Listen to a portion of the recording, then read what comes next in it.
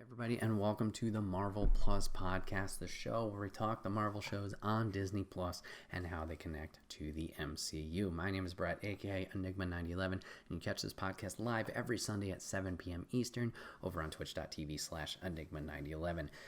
But today, we are talking about Spider-Man No Way Home. Holy shit, what a fucking movie. First off, if you haven't seen this movie yet, we are going full spoilers, so see you later. Okay, cool, we're diving into it. Now, if you've seen my other episodes on the movies, obviously I'm not going to give too much of a play-by-play like the episodes, because obviously I can't take direct notes in the theater, yada, yada, yada. I do have the plot pulled up here, though, because there was so much that happened in this movie, and it was so fucking good. Oh, okay, as of recording, I did see it today. I am so happy with this movie. So much excitement and hype going into it with both trailers. Obviously, all the casting rumors and stuff like that. This movie delivered. Now, similar to like a Civil War, an Infinity War, an Endgame, these bigger ensemble movies, this movie is really, really good and like not a reward, because that sounds a little bit weird, but like something special for the people who have invested in the journey, like the long haul, who have been into it in the long haul. Can the movie stand on its own? Yeah, I think so, but I think this film just goes so much farther if you've been there. The references, the appearances, the connections, the tie-ins, etc. Oh my God, guys, this movie. Just a lot of fun. So, basic plot of the film, if you haven't, for some reason, known about it. We have the Doctor Strange spell. Peter's identity has been revealed as of Far From Home. Quentin Beck Mysterio claims he's been murdered by Peter, reveals he's Spider-Man through tape. J. Jonah Jameson gets a hold of it, spreads it out, everybody knows his identity. So we're dealing with Peter dealing with his identity obviously being widespread, well-known to everyone. He's going to try and find some assistance in Doctor Strange to make a spell so everybody forgets his identity. Peter's going to mess with the spell because he still wants MJ, Ned, Aunt May, Happy to know. Unfortunately, this is going to cause the spell to go awry, and we're going to lead into our villains showing up from other universes. Oh boy. So, before we even get to the spell, get to the magic, get to the insanity of that, like I said, Peter's dealing with his identity being out, and we're going to see the problems that are being caused by this.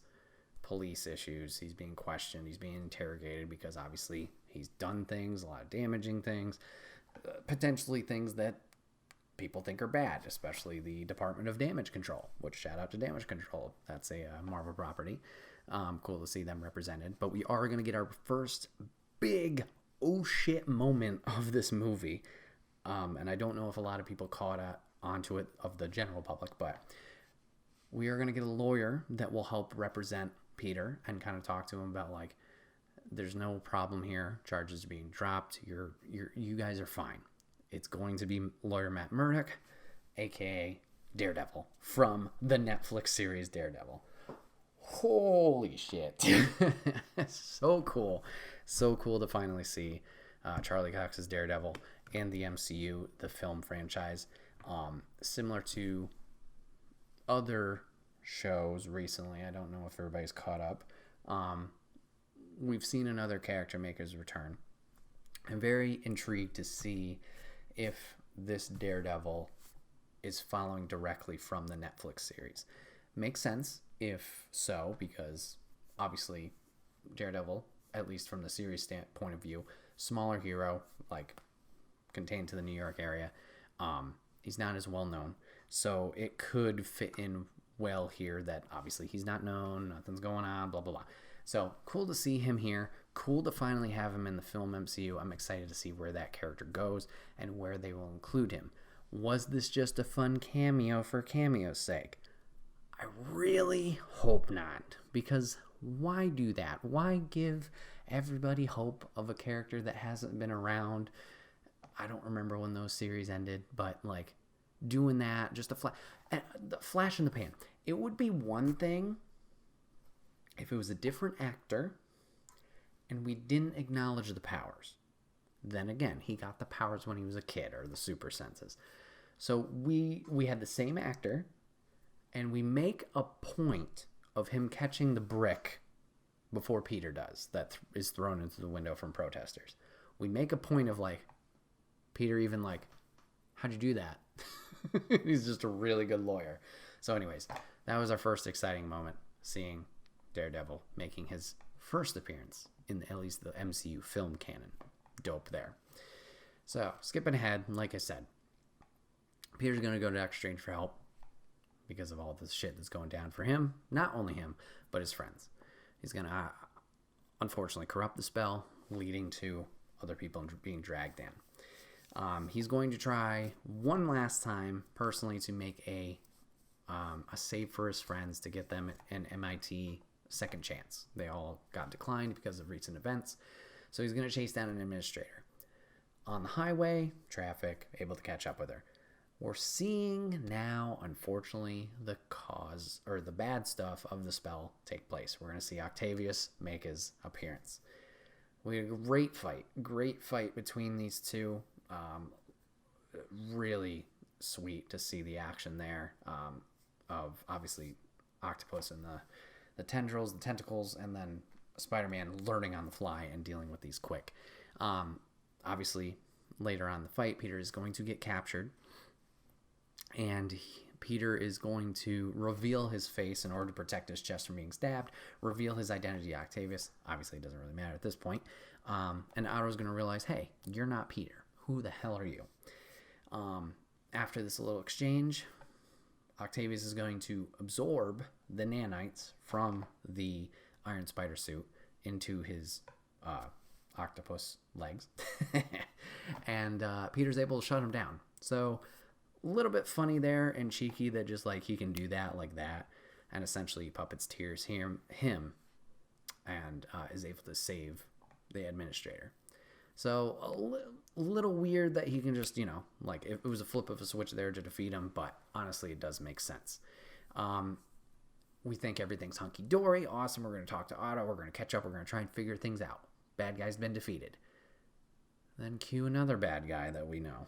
We get a pumpkin bomb flying in. We'll see some cars exploding. We're going to see Green Goblin flying in. Peter's going to get portaled away. Strange is going to explain the situation.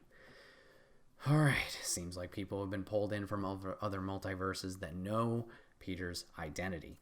He's already captured an apprehended lizard, who we see in a cage. Otto is put in another one. So now, from here, it's Scooby-Doo this shit, as Strange puts it. And with the help of MJ and Ned, Peter's going to start tracking down the other villains that are invading. We're going to try and chase down Goblin. Unfortunately, we don't run into Goblin, though. We're going to run into Electro. And we're going to get an ally, or an unsuspecting ally, in this fight. We're going to get Sandman. Flint Marko is going to show up. He's going to help Spider-Man out, taking out Electro. Electro is going to return to his human form, his body, which he's going to make note of. And it was cool to see, Jamie Foxx make his return to this role. I think this representation of, Max Dillon, I believe is Electro's name, a little bit more fun and interesting than his amazing Spider-Man counterpart. But they're both going to take Spider-Man, Tom Holland, and Flint are going to take care of Electro, capture them. Captured both Max, and eventually going to capture Flint as well. So now we have 4 of them caught. We see Green Goblin is going to kind of play into his victim side of things. Now, question is, was this real, or was this a whole scheme the whole time? Tough to say. I want to say it was real, really him trying to, redeem himself. But anyways, the plan is now that Peter's going to try and essentially help all these guys, cure them, whatever. Help them in their scenarios because they will eventually die to the hands of Spider-Man. Flint doesn't die in his universe, but I believe the remainder of them do. Goblin does. Otto does. I think the other two do. Yeah. So Tom's like, or Peter, rather, sorry, is like, no, that's no good. We got to help them. So this is going to lead into a little confrontation between Strange and Peter, which leads to another pretty dope scene. Back when Doctor Strange got his film, we obviously got the dimensions that we saw playing around with that, the mirror dimension. We're going to see a lot of fun effects with the mirror dimension here with Spider-Man, seeing how he deals with it, some combat there. Eventually Peter will get the upper hand, is going to trap Strange in the mirror dimension to kind of keep him away and at bay so he can go through with his plan to try and help these guys out. And, you know, honestly, it works out pretty well. He's able to help out Otto, fix the chip in the back of his, the arms that were kind of messing with his brain. So the arms were attempting to take control. And now Otto is cured. So we're trying to make a cure for Goblin. We are working on that, kind of a little bit of a serum. And we also make Electro a little kind of a battery that will take the electricity that's not supposed to be him out. So we get some help from Goblin. We get some help from Otto to kind of make these scientific discoveries and inventions. And it seems like everybody's happy with this plan of like, hey, it's either I send you back to get killed or we're going to fix this. So everybody's helping out. The only one who's not really helping out is going to be Lizard, who's going to hang out in the truck. So that will come into play later. Eventually, we're going to get some fighting amongst the ranks where Goblin's finally going to reveal his true intentions. Peter's going to catch him trying to be aggressive, and Goblin's going to do a little speech. Otto's already turned. He's good. Flint's kind of like on the fence. He just wants to go home pretty much to see his daughter, which was his whole motivation in his original film that he appeared. And we'll see Electro, Lizard, and Goblin essentially make a run for it and escape. But this is going to lead to another surprise of the film. Unfortunately, this one's not a good one. And we are going to get our Uncle Ben moment in this franchise or this run of Spider-Man movies, but unfortunately it's going to be flipped onto Aunt May. Aunt May, trying to help out this whole situation, will unfortunately die due to Goblin's glider clipping her during a fight. But before she passes, she will say, "The great power becomes great responsibility" line. Totally didn't see that one coming, to be honest, but it was interesting to have it flipped on its head, have it be May give this line. We know Uncle Ben exists in this universe due to Far From Home. I think he uses like an old suitcase or briefcase for the trip. But it doesn't seem like he's made too much of an impression on Tom Holland's Peter.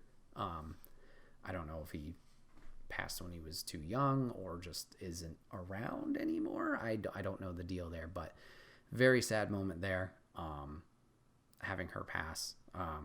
So we now have motivation, a little bit more motivation for ending things now for these bad guys. And then following this event, we're probably going to get the biggest reveal ever. Now, I mentioned obviously the casting rumors galore back in the day when this was first announced. When we first got Alfred Molina was returning as Octopus. Everybody and their mom was in this movie. We're just getting this person, this person, this person. And we had these people named. And honestly, I was trying to play it down. Be like, no, if they don't show up, that's my expectation. But they fucking did it, yo. We get Tobey Maguire Spider-Man brought in, and we get Andrew Garfield Spider-Man brought in. Both are dragged into the universe. They are brought in by MJ and Ned through the sling ring, through Doctor Strange's portal that somehow Ned can figure out how to make. They locate Parker. It's Andrew to start, and then Tobey second. And oh my God, just the feelings of like, joy, excitement, like, holy shit, this is actually happening. So great. And hearing, like, people in the theater like, oh my god, it happened. Like, just, it was fun. It's a fun time. So we will get both of those Spider-Man coming in. Eventually they'll talk to Tom Holland Spider-Man. 3 of them will bond over each of their stories of what has happened in their universes. We do get confirmations, kind of, that these are the original Peter Parker's Spider-Man that we had in Tobey Maguire's franchise and Andrew Garfield's franchise. They reclaim events of what has happened with their respective villains that have entered with them, along with other stuff. So we are officially, like, everybody's canon. This isn't just like, oh, it was a Spider-Man actor, but, like, their universe was a little bit different. So kind of cool that we are pulling in from the old Tobey Maguire 1, 2, 3 movies, and then the Amazing Spider-Man, Andrew Garfield 1, 2 movies. So very cool that we kind of tied that all in. Like I said, they're all going to share their stories, triumphs, tribulations, blah, blah, blah. And then we're going to see them get to work. They're going to figure out how to cure everybody, how to make things better before they send them back with Doctor Strange's little magic box containing the rest of the spell. This is going to lead to a lot of cool and fun dialogue between the Spider-Man, but also just the combat later on when they're dealing with, I'm going to just call it the Sinister Five because there was no 6, but the villains, well, actually it was only 4. Yeah. They're going to fight on top of this new Statue of Liberty against Sandman, Lizard, Electro.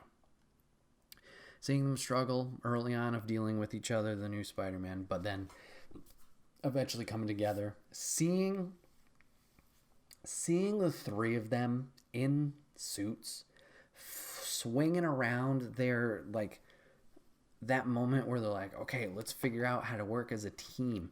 The little, like, wraparound shot, whatever the hell they did around the Statue of Liberty, showing all of them swinging around, fucking fantastic. Awesome. Pardon my French. Just, like, so cool. So cool. I'm going to kind of abandon the plot for a little bit here and just go moment to moment once again. But 3 of them was awesome. Seeing the combat that they're able to do against the villains. That's something I will say a little bit about this movie that kind of lacked early on. It seemed like the fights were very quick. I think the Doc Ock one was probably the most satisfying, but Electro kind of went quick. Obviously, Sandman was working with him, so that capture was a little bit different, and we never saw an exchange with Lizard. This one wasn't too bad on the statue, but in a way, it still kind of was like, it was a quick deal with this person. We see each of the 3 that I mentioned, Sandman, Lizard, and Electro, each be cured in their own specific way. Very cool. Well, cool moment. I wouldn't say very cool, but cool moment. They did get the actors that played Lizard and played Sandman back. I was kind of concerned about the Sandman actor because the entire time for the rest of the film before he was cured, he was not, like, his solid form. He was always dirt, sand, so it was like, oh, maybe they didn't get the actor back, so they just CG'd the whole thing. But at the end, we did get confirmation that he made his return, so that was cool. Just very cool. Just this whole movie is so cool for, like, how they were able to get everybody back in this film. Everybody's playing ball, and how they were the 2 companies, Sony and Disney, were able to, like, you know what, let's just make a shit ton of money and let's play ball together. Very cool there. Eventually, this is going to lead to a fight between Goblin and our Tom Holland Spider-Man. Otto will come in earlier and kind of help out. So he's had his redemption arc, which is it was cool to see, obviously, him do good in this film.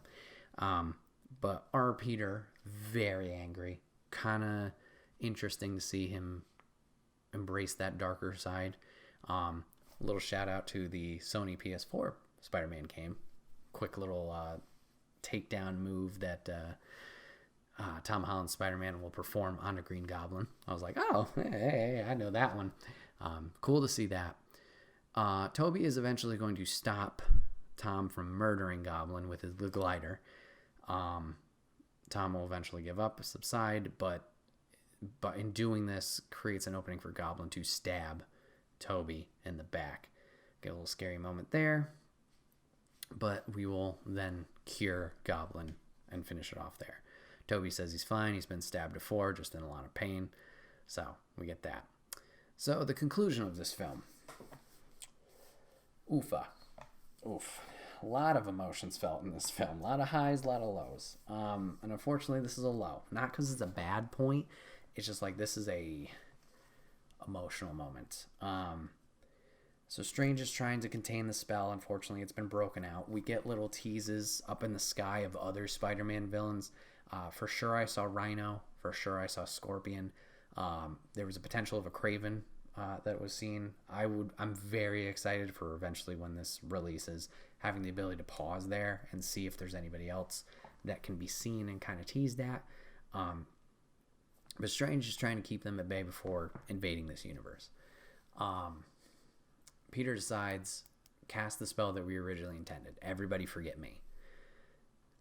Doctor Strange is like, sure, that's rough. He says, yeah.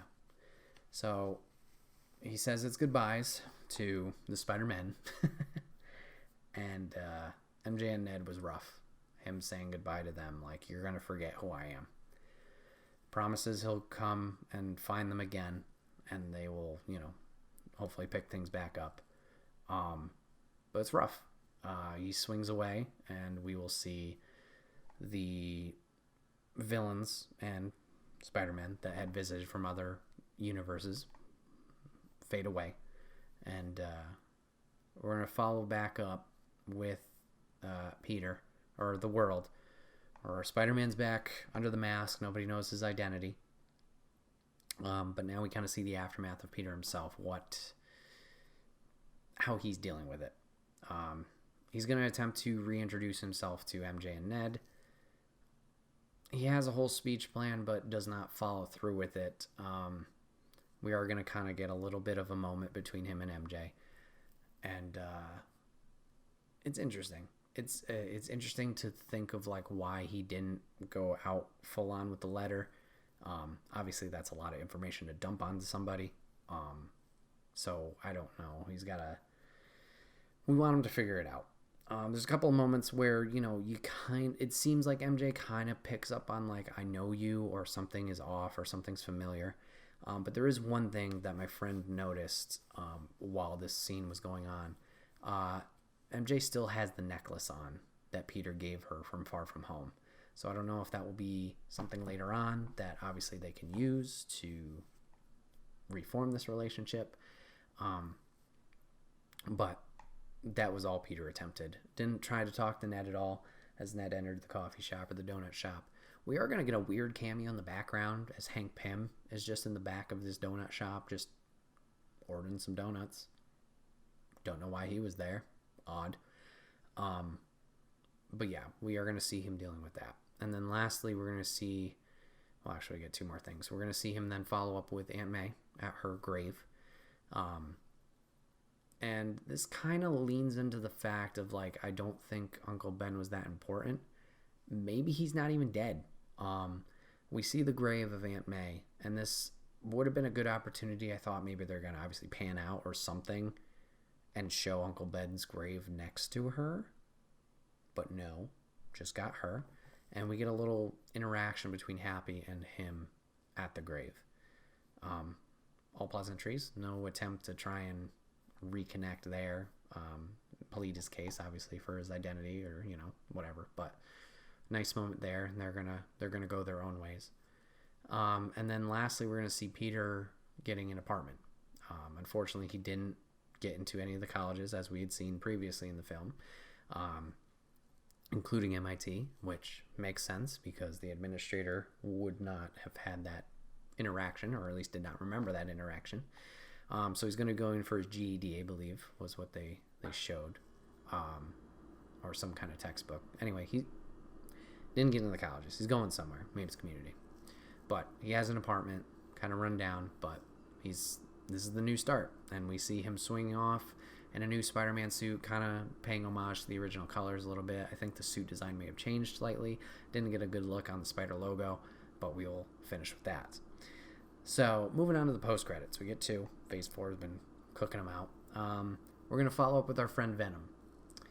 This was an interesting one because we had a lot of questions going into after Venom 2, as you might have seen on this channel, of like, oh fuck, this is now MCU canon, we're pulling in Venom.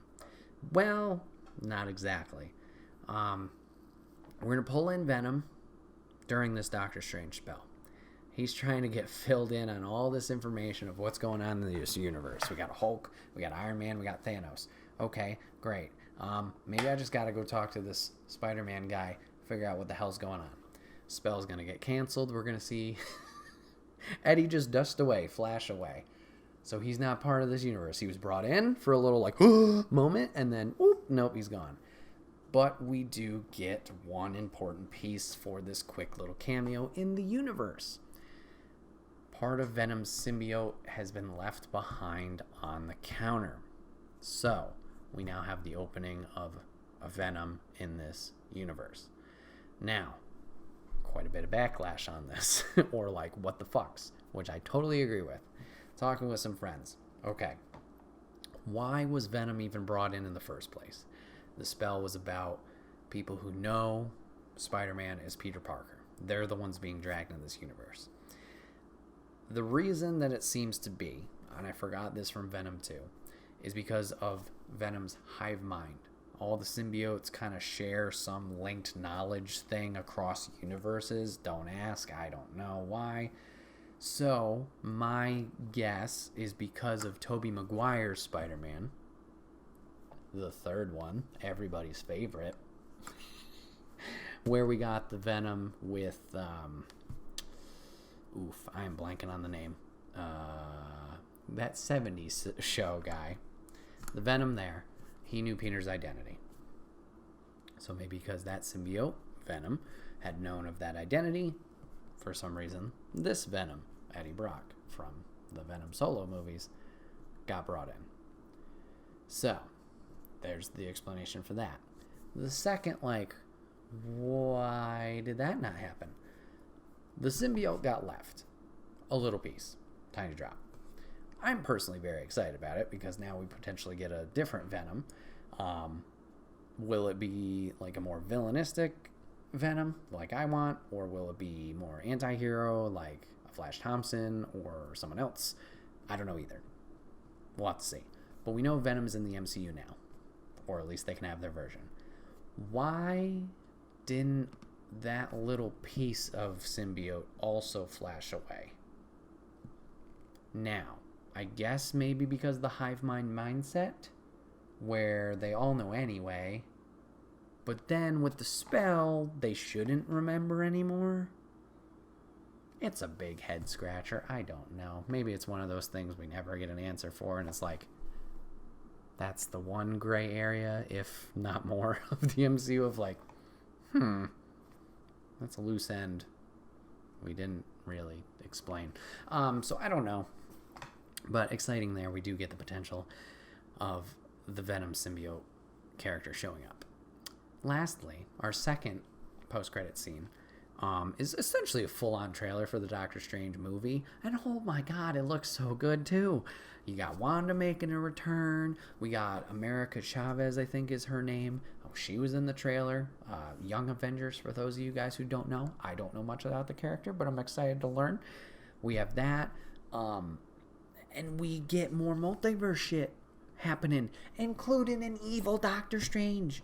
Is it the Doctor Strange from What If? I don't know. I don't think so, because that guy seemed to have a redemption arc. But what the fuck? It looks so cool. So, there's your post-credits for that scene, or for this movie.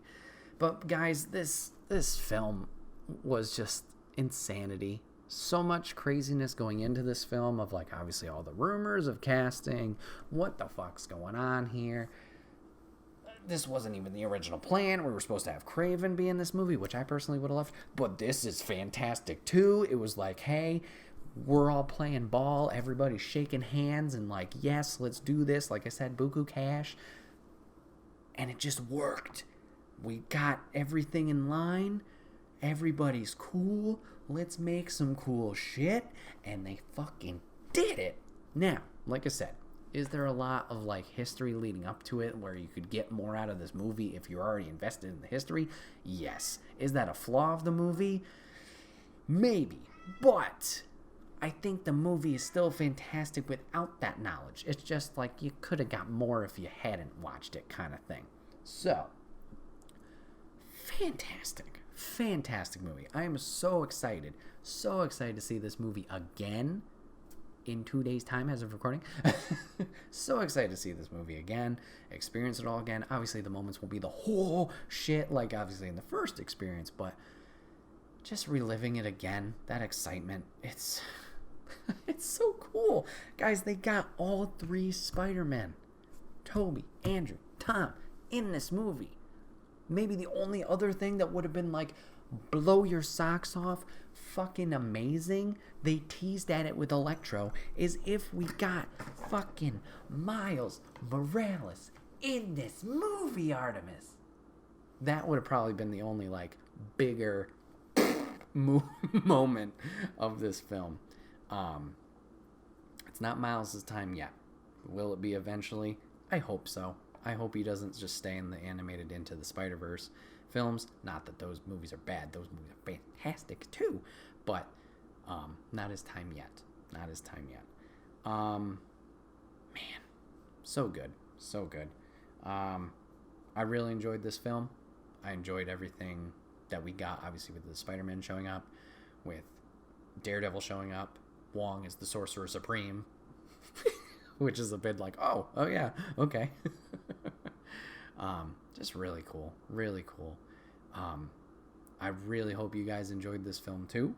I would be very happy and excited to talk with more people about this film, about like, oh, what's different in universe to universe, what you really like about the film. If you didn't like the film, I'd be really honestly interested to hear that too, because like, obviously I'm geeking out about it, but like, yeah, what was wrong with it? What you didn't like? Let's have a fucking conversation.